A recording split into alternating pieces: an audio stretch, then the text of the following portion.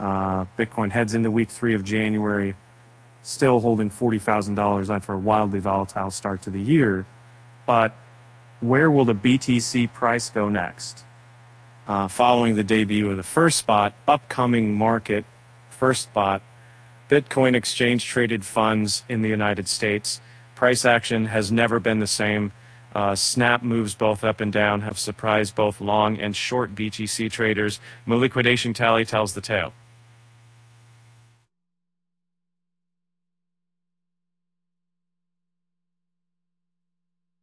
As a new week begins, Bitcoin faces two narratives at once. Some believe the dip that came after the ETF launch will mark a healthy support retest, while others already offer a reset of lawn to the state engagement of the truck on the page list and meditions of the and there may be up to 2 weeks grace to decide before further major catalysts set in. U.S. macro data triggers are set to cool somewhat before another Federal Reserve to proud to sign that macro education work better. Speculative traders may also be exhausting themselves, having offloaded billions of dollars in BTC at a loss last week. And Crypto Moon takes a look at the current state of BTC markets as they recover from a seminal event in Bitcoin's history. Having reached $49,000 on ETF launch day, BTC USD did not keep the momentum up for long.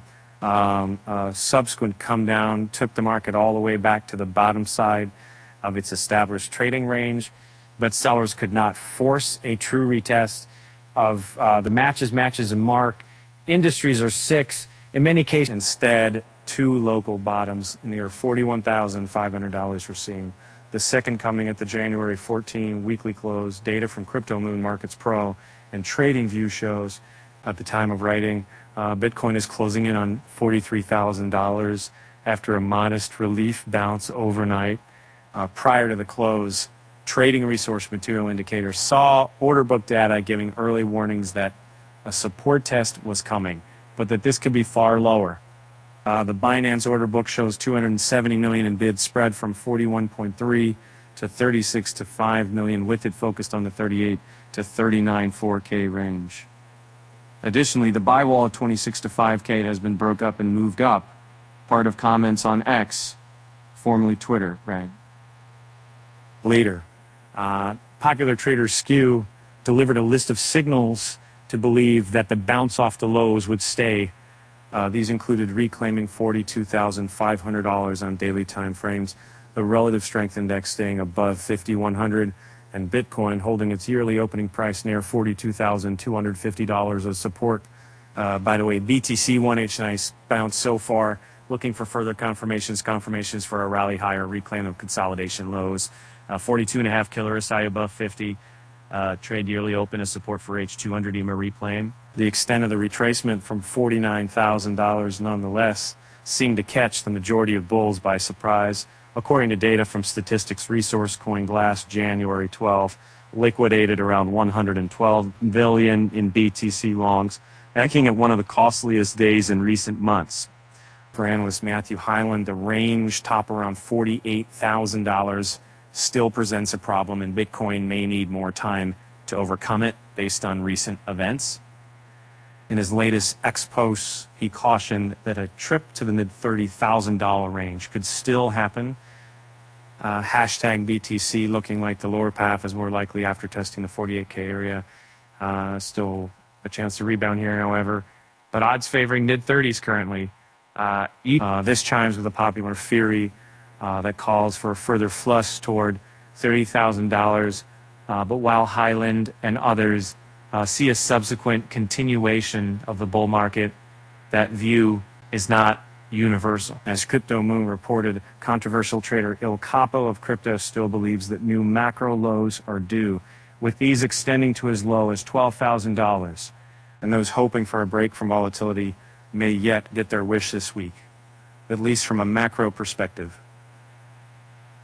ETF trading aside, U.S. data prints are cooling in the coming days, with unemployment data leading the list of inbound releases. Just 2 weeks until the next Fed meeting to decide on interest rate change, the situation around inflation remains tenuous. Last week's little observed consumer price index numbers showed prices climbing again in December 2023 by more than expected. While markets do not believe, but the Fed will lower rates this month anyway, the numbers were not lost on commentators. Reacting, trading resource. The Cabesi letter described the Fed's job as not done yet. But despite this, it continued. Markets do see rate cuts, a boon for risk assets, including crypto, coming in quick succession from March onward. Here it is, folks. Markets are now expecting a rate cut at every meeting in 2024, beginning in March. That's right. 7 straight interest rate cuts this year to bring the Fed injured, and then funds rate down to 3.50 to 3.75% in December. Meanwhile, the Fed's latest guidance showed 3 cuts in. And again, the data from CME Group's FedWatch tool, the odds of a January rate change freeze to continue, already in place for several months, currently stand about over 95%.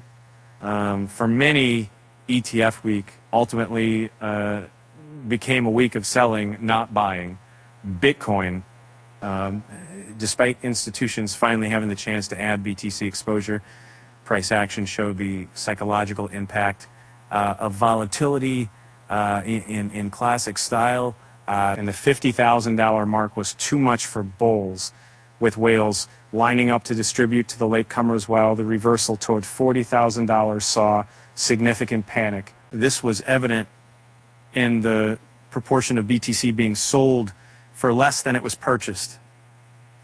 According to data from on-chain analytics firm Glassnode, on January 12th, this reached 88,000 BTC, $3.75 billion. That is mental. James Van Straten, research and data analyst at crypto insights firm Crypto Slate, responded, noting that total sales amounted to 111,000 BTC, currently $4.7 billion. And the sales nonetheless came from short-term holders, STHs, entities holding a given BTC investment for up to 155 days.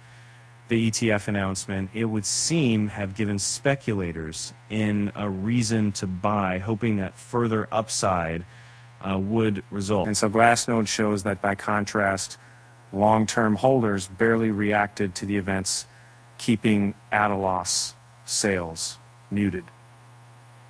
And based on recent price action, it may thus seem unlikely that Bitcoin would be due yet another difficulty increase. Estimates, however, say the opposite. At $42,500, Bitcoin mining difficulty is still slated to edge higher by 0.35% this week, according to data from on-chain statistics resource etc.com. And the move is impressive. Miners have weathered the ETF volatility storm, and competition for block subsidies remains extremely robust.